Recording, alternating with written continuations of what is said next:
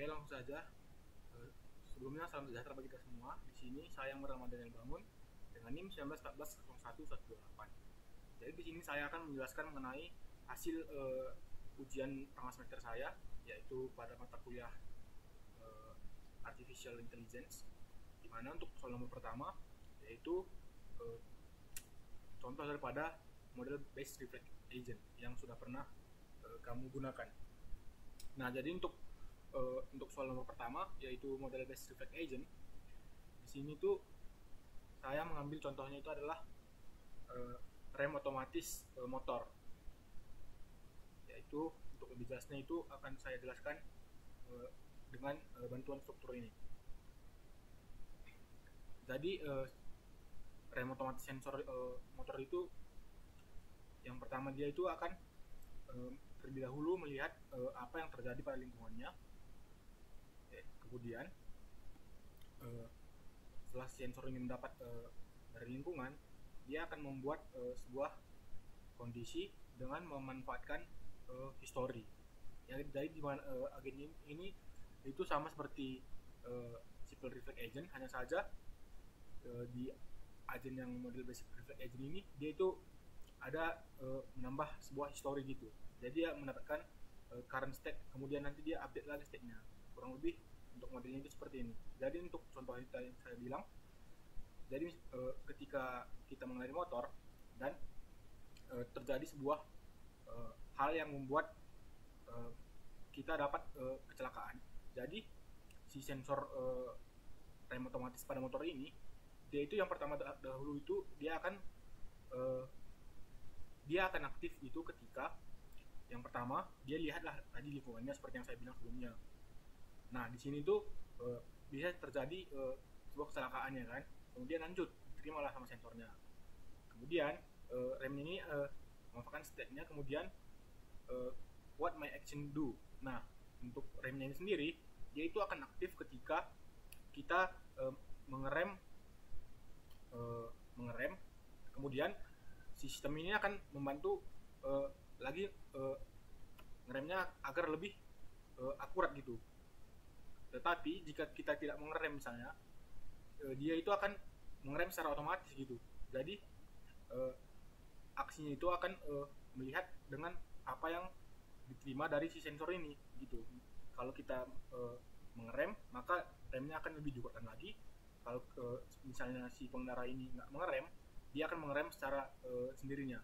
Nah kemudian setelah itu dia memanfaatkan kondisi aksi aturan-aturannya, kemudian dilakukan aksinya tadi melalui aktuatornya, yaitu mengerem motor tersebut.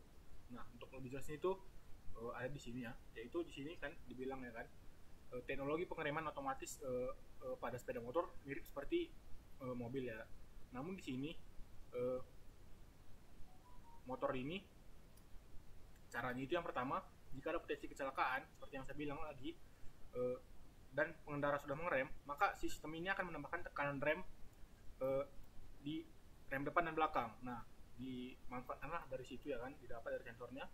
Kemudian seperti yang saya bilang juga tadi, jika pengendara motor tidak sempat mengerem, nah jika di sini diterimanya bahwa si pengendara itu tidak mengerem, maka sistem ini akan otomatis mengaktifkan rem belakang. Nah jadi kurang lebih untuk penjelasan daripada rem otomatis motor itu kurang lebih seperti berikut. Oh iya, untuk namanya itu ada apa lagi?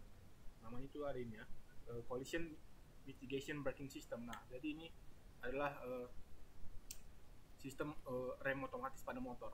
Kurang lebih untuk contohnya seperti itu. Kemudian lanjut ke soal nomor 2, yaitu membuat 12 titik kota atau wilayah pada Sumatera Utara dengan jarak yang ditentukan lewat Google Maps. Jadi di sini tuh sudah saya buat kotanya, yaitu di sini ada kota ini terlebih dahulu hampir sama seperti tugas saya sebelumnya. Hanya saja di sini saya tambahkan satu kota lagi agar menjadi 12, yaitu Saribudolo. Nah, di sini Saribudolo. Nah, untuk kurang lebihnya itu ini saya buat dalam bentuk tabel. Yang pertama, dari sini tujuan awalnya itu kondisi awalnya itu adalah beras lagi. Kemudian kita ingin ke sarang pandang. Dengan algoritma Dijkstra kita itu ingin menemukan rute tercepat untuk bisa sampai ke sarang pandang dari Brastagi.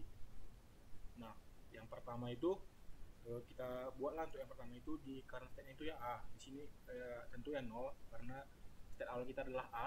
Kemudian lanjut ke B ya kan.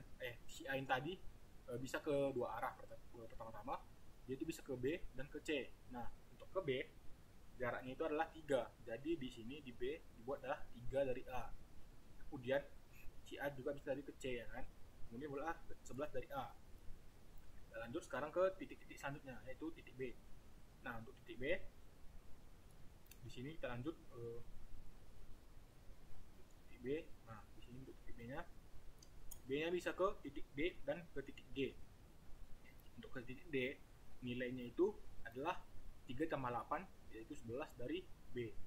Untuk ke G nya sendiri 3 tambah 40 yaitu 43 dari B.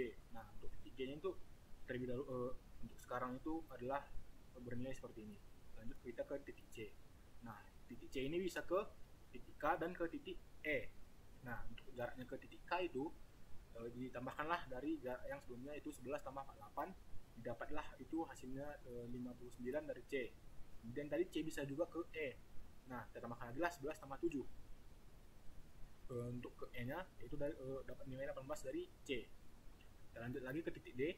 Nah, di titik D itu ada bisa ke dua arah, yaitu bisa ke F dan bisa ke G, yaitu bisa ke Bandar Baru dan Tiga Panah. Untuk ke Bandar Barunya sendiri itu didapatkanlah dengan jarak totalnya itu sebesar 30 dari D.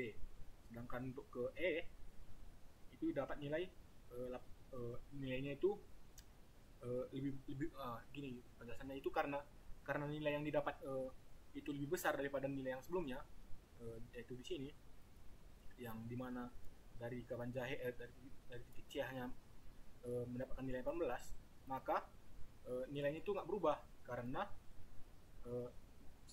pada Dijkstra ini dia akan tetap pada nilai yang terkecil saja. Nah, karena tadi kalau dari D itu nilainya lebih besar daripada 18, maka nilai 18 lah yang tetap akan terletak pada tabel. Nah, sudah dari titik D kita lanjut ke titik E. Nah, di sini titik E itu Tiga Panah itu hanya bisa ke satu arah, yaitu ke Merek, titik G. Nah, ke G. Nah, tambahkan lagi lah tadi titik E 18 tambah 22 dapatlah itu 40 dari E. Nah, lanjut lagi ke titik selanjutnya itu titik F, yaitu Bandar Baru, bisa ke dua arah juga, ke dua arah yaitu Sibolangit H dan Gunung Meriah K.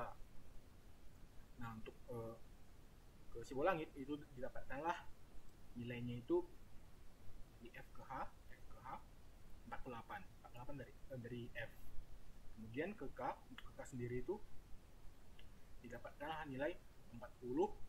Kalau kita totalkan nilainya itu dapat 40 tambah 63. Nah, 40 tambah 63 ini yaitu 103, di mana 103 itu lebih besar daripada 59 dari C. Nah, seperti yang saya bilang sebelumnya, nah karena dia lebih besar ya kan, maka yang dipakai itu adalah nilai terkecil yaitu 59 dari C untuk ke ini. Nah, seperti itu ya. Lanjut lagi ke titik G. Nah, titik G ini bisa ke dua arah juga, yaitu ke L dan ke J, yaitu sarang pandang tujuan tujuan akhirnya ataupun golnya, dan ke J Seribu Dolok. Nah, dari G ke L itu didapatkanlah nilai sebesar 40 ditambah 36. 40 tambah 36 itu adalah 76. Nah, jadi si L ini untuk ke L itu ada 76 dari G. Sedangkan untuk ke J itu didapatkanlah nilai 40 tambah 16 yaitu 56 dari G. Nah, kurang lebih seperti itu. I maksudnya, bukan J, I ya. 56 dari G. Lanjut ke titik H, yaitu Sibolangit. Sibolangit itu bisa ke satu tujuan saja, yaitu 3 Johar. Nah, H ke J. Tadi hanya bernilai 48 ditambah 57 ke J. Dapatlah nilainya 105 dari H. Lanjut lagi ke titik I, yaitu Seribu Dolok. Nah, ini tadi nilainya itu adalah 56, kemudian dia bisa ke sarang pandang. Nah, 56 tambah